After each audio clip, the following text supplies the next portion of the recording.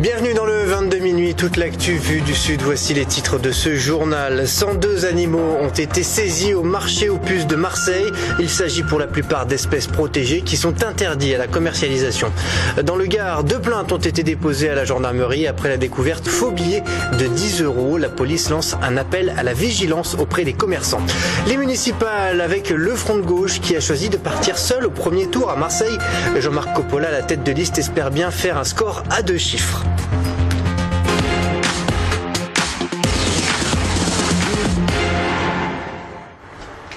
Mais tout d'abord, donc, c'est une saisie impressionnante opérée à Marseille. 102 animaux ont été retrouvés dimanche sur le marché aux puces dans le 15e arrondissement.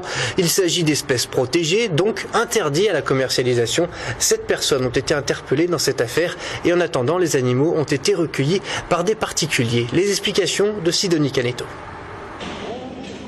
1 500 € pour un oiseau chanteur, 7 000 pour un perroquet. Cette saisie au marché aux puces a permis de récupérer 102 animaux pour une valeur marchande de plus de 15 000 €.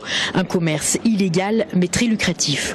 C'est quelque chose qui est récurrent dans le département. Moi j'ai noté depuis effectivement mon arrivée et mes services avaient noté qu'il s'agissait d'un trafic qui était important.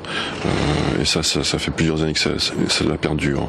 Les animaleries agréées à vendre des animaux exotiques doivent posséder un certificat de capacité, sans quoi elles encourent 6 mois à 1 an de prison et 15 000 € d'amende.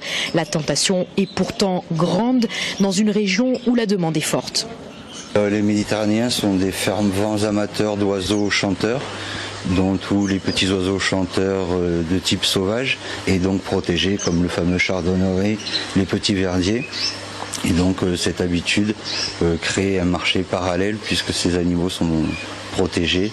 Au-delà de l'amende, c'est surtout au niveau sanitaire que la filière illégale pose problème. Pour des races exotiques, des espèces exotiques, des tortues par exemple, les tortues de Floride, mais le risque c'est qu'elles soient porteuses de maladies, notamment de salmonelle, et c'est contaminant pour l'homme. Ces animaux sauvés du marché aux puces ont trouvé refuge chez des personnes ayant le certificat nécessaire pour s'en occuper, avant de retrouver plus tard leur milieu d'origine.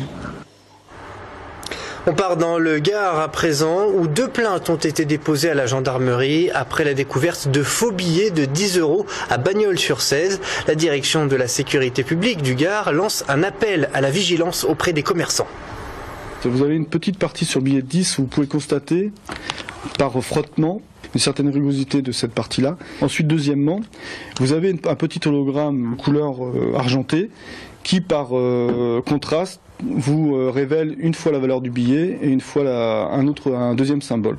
Ensuite, troisièmement, vous avez au milieu du billet, par transparence, un filigrane gris sur lequel à l'intérieur est inscrite la valeur manuscrite du billet.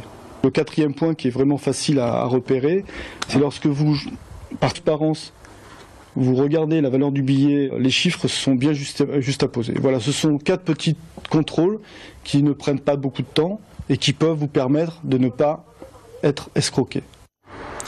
Dans l'actualité également, un braquage très violent dans le quartier Saint-Jérôme, dans le 13e arrondissement de Marseille. 2 malfaiteurs ont braqué un supermarché casino, cagoulés et armés de fusils à canon scié. Ils ont traîné une caissière par les cheveux en lui donnant des coups. Ils ont ensuite pris la fuite avec un complice qui les attendait à l'extérieur. On ignore le montant du butin. Pas de blessés graves, mais le personnel et les clients présents sont sous le choc. Réaction au micro de Romain Péric. Donc je faisais mes courses tranquillement.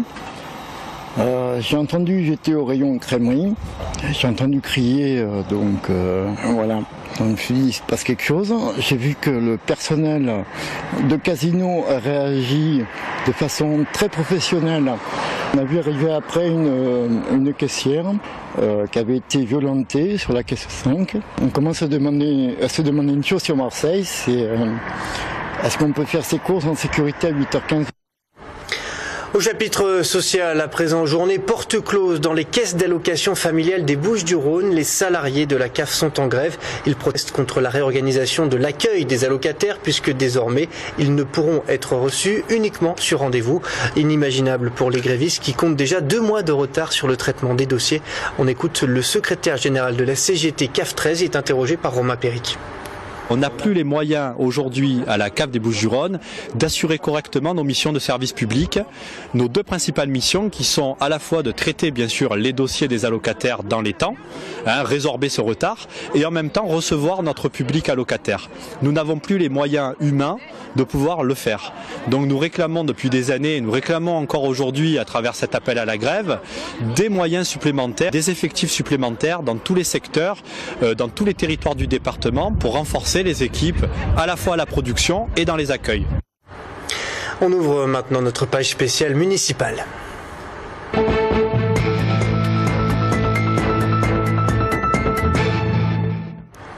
J-32 avant le premier tour des élections direction Montpellier. Tout d'abord, Montpellier où Jean-Luc Mélenchon tenait un meeting ce soir au Zénith. Le leader du Front de gauche, également député européen du Grand Sud-Ouest, est venu apporter son soutien à Muriel Ressuiguier, candidate du Front de gauche au municipal pour Montpellier. Il en a aussi profité pour lancer quelques pics en direction du candidat de gauche et notamment du socialiste. Le grand arbre est tombé à Montpellier. Vous avez la cohue socialiste d'un héritage bâclé où on se tire la bourre, on ne sait plus très bien pourquoi faire, chacun espérant être celui qui va. Mais je leur dis à tous, le costume est trop grand pour vous. Il n'y a pas de tenue d'homme disponible à votre mesure. Maintenant, c'est une femme. Vous êtes des nains politiques en face de celui à qui vous aspirez à succéder et aussi face à celle que nous proposons. À Nîmes, à présent, le maire sortant Jean-Paul Fournier, candidat UMP-UDI à sa réélection, présentait aujourd'hui sa liste pour les municipales. Moyenne d'âge 51 ans, avec un taux de renouvellement de 42% par rapport au conseil municipal actuel. Reste à connaître le programme qui sera présenté fin février 2014. Et on va passer à l'actualité à Marseille, l'actualité politique avec la campagne qui se polarise autour du duel entre Jean-Claude Gaudin et Patrick Mennucci, mais d'autres candidats espèrent bien créer la surprise. C'est notamment le cas de Jean-Marc Coppola. La tête de liste Front de gauche a choisi de ne pas s'allier au PS dès le premier tour pour faire entendre une autre voix à gauche. Reportage au Parc Chano hier soir, Marguerite Yoc. Ce n'est pas le plus gros meeting de la campagne des municipales. Crédité de 7 à 10% dans les sondages, le Front de gauche reste à l'ombre des grands partis.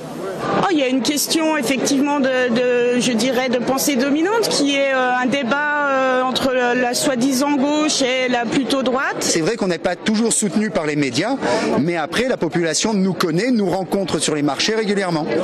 À Marseille, le Front de gauche a choisi l'autonomie par rapport au Parti socialiste, ce qui est parfois reproché comme une division de la gauche dans une élection qui s'annonce serrée avec le Front national en embuscade. On ne peut pas toujours voter utile, parce qu'en votant utile, c'est-à-dire pour que la droite ne passe pas, parfois on n'arrive pas à faire comprendre que peut-être la voix du Front de gauche, même si on ne la veut pas en entier, elle est intéressante à écouter. Pas d'effet de lumière ou de musique, le meeting est organisé simplement. À la tribune, Jean-Marc Coppola déroule son programme. Gratuité des transports, remunicipalisation de l'eau ou de la gestion des parkings et tunnels. Arrêt du fini-parti, création de 1500 places de crèche. Avec un objectif, 14% des voix au premier tour, le même score qu'au présidentiel. Et c'est bien de notre score au premier tour que découlera le nombre d'élus Front de gauche. Ce qui signifie que notre objectif n'est pas un changement de maire, mais un changement de politique. Et donc, plus nous aurons d'élus Front de gauche, plus ce changement sera profond et rapide. Le Front de gauche espère convaincre les déçus des politiques socialistes au niveau national et local pour rassembler à la gauche du PS.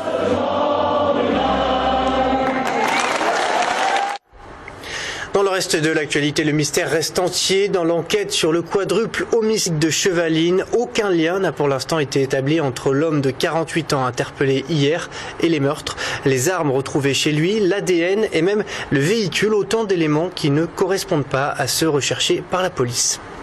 Ce portrait robot est celui d'un motard dont on a la quasi-certitude qu'il était dans l'extrême proximité du lieu des faits et dans les instants de la commission des crimes. On n'a aucune certitude sur son rôle exact. Donc on a en la personne de ce policier municipal, quelqu'un qui présente une très forte ressemblance physique avec cet homme qui était dans la grande proximité de la scène de crime. On passe au résumé de l'actualité du jour, en bref et en images. Franck Chassagnon. 2,3 milliards d'euros de pertes en 2013 pour le groupe PSA. Les comptes du numéro 1 français de l'automobile sont toujours dans le rouge, mais les mesures du plan d'économie commencent à se faire sentir. Les pertes nettes en 2000 avaient atteint 5 milliards d'euros. Des économies possibles grâce notamment à la fermeture de l'usine d'Aulnay-sous-Bois. PSA Peugeot Citroën a aussi officialisé l'arrivée à son capital de l'État et du constructeur chinois Dongfeng. Avec une augmentation de capital qui s'élèvera à 3 milliards d'euros, nous allons pouvoir investir plus en recherche-développement, nous allons pouvoir investir plus dans nos usines, alors en France où nous avons pris des engagements, mais aussi à l'international, puis bien entendu réduire la dette de ce groupe. Serge Dassault en garde à vue une semaine après la levée de son immunité parlementaire. Le sénateur UMP est entendu à Nanterre, une audition qui rentre dans le cadre d'une enquête présumée d'achat de voix aux élections municipales en 2008, 2009 et 2010 à Corbeil-Essonnes. Une garde à vue qui peut durer jusqu'à 48 heures avant une éventuelle mise en examen. François Hollande a accueilli ce matin à l'Elysée la chancelière allemande Angela Merkel.